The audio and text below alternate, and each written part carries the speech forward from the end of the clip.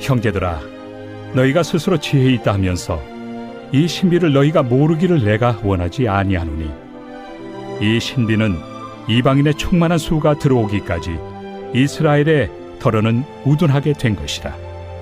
그리하여 온 이스라엘이 구원을 받으리라. 기록된 바 구원자가 시온에서 오사 야곱에게서 경건하지 않은 것을 돌이키시겠고, 내가 그들의 죄를 없이 할 때 그들에게 이루어질 내 언약이 이것이라 함과 같으니라. 복음으로 하면 그들이 너희로 말미암아 원수된 자요, 택하심으로 하면 조상들로 말미암아 사랑을 입은 자라. 하나님의 은사와 부르심에는 후회하심이 없느니라. 너희가 전에는 하나님께 순종하지 아니하더니 이스라엘이 순종하지 아니하므로 이제 긍휼을 입었는지라. 이와 같이 이 사람들이 순종하지 아니하니 이는 너희에게 베푸시는 긍휼로 이제 그들도 긍휼을 얻게 하려 하심이라. 하나님이 모든 사람을 순종하지 아니하는 가운데 가두어 두심은 모든 사람에게 긍휼을 베풀려 하심이로다. 깊도다. 하나님의 지혜와 지식의 풍성함이요, 그의 판단은 헤아리지 못할 것이며 그의 길은 찾지 못할 것이로다. 누가 주의 마음을 알았느냐? 누가 그의 모사가 되었느냐?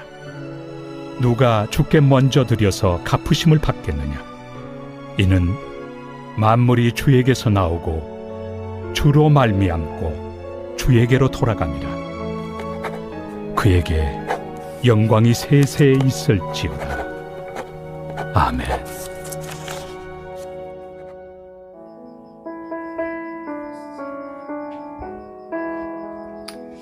하나님의 인자와 성실하심은 영원합니다. 반면에 우리들은 그렇지 못하죠.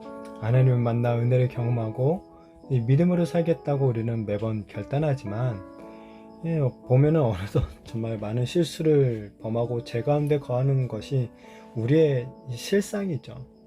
자, 그런데 하나님은 이런 우리의 실수를 갖다가 오히려 은혜의 깊이를 더하게 만드신다는 거예요. 우리의 부족함을 통해 일하시는 하나님의 기쁘신 역사를 우리는 보게 되죠.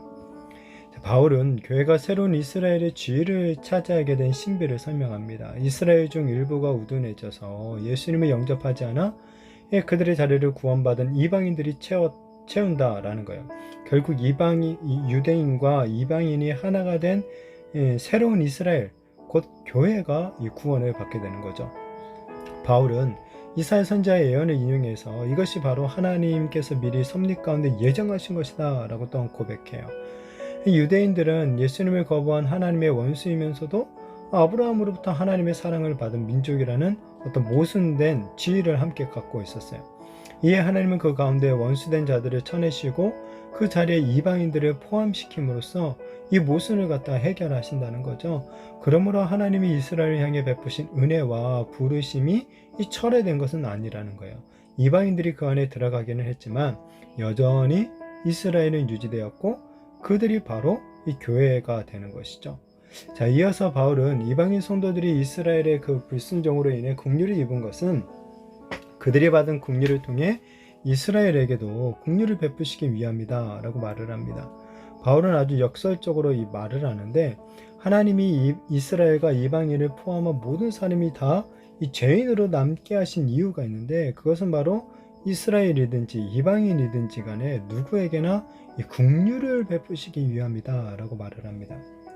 그러니까 이제 예수님 안에서 유대인과 이방인이라는 그런 민족적인 구분은 없고 모든 사람이 하나님의 긍휼을 입게 되었다라는 것을 말해주고 있죠.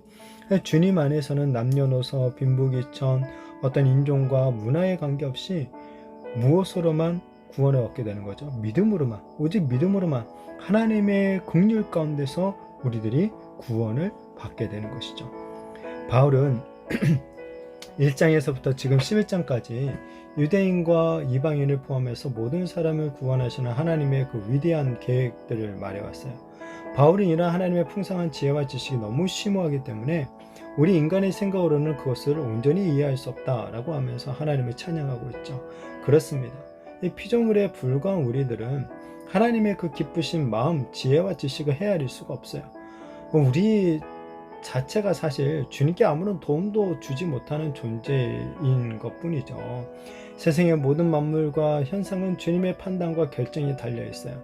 그렇게 오직 주님만이 영광을 받으시기에 이 합당하신 분이 되시는 거죠. 자, 우리를 향하신 하나님의 구원 계획은 너무나도 위대하기 때문에 우리의 이 작은 머리, 좁은 머리로서는 도저히 이해할 수 없습니다. 예수님을 믿는 유대인들 중에서도 이 이방인들이 교회에 들어온다는 사실 때문에 불평하는 자들이 당시에 있었어요. 하지만 그들은 하나님의 이 깊고 풍성한 지혜와 지식을 깨닫지 못했던 것이죠. 자, 이처럼 우리들도 가끔은 하나님의 어떤 섭리를 이해하지 못하고 불평과 눈에 보이는 현상만 보고 불평과 어떤 불만 혹은 섭섭함을 갖다가 드러낼 때가 있죠. 그러나 우리의 작은 머리로는 도저히 하나님의 크고도 깊으신 지혜와 지식을 알 수가 없죠. 자, 그렇지만 또 분명한 사실은 뭡니까? 하나님은 우리들에게 가장 좋은 것을 주기 원하신다라는 거예요. 하나님은 우리들에게 복과 평안을 주기 원하지 저주와 멸망을 내리는 것을 원하지 않으신다라는 거죠. 그렇게 우리는 오직 하나님께만 이 영광을 돌리는 믿음을 더욱더 가져야 되는 거예요. 우리가 상상하지도 못한 좋은 것으로 채워주실 그 은혜를 우리가 기대하면서 바라기는 더욱더 하나님께 감사와 영광을 올려드리며 살아가는 저와 우리 모든 성도님들이 되시기를 예수님의 이름으로 축복합니다.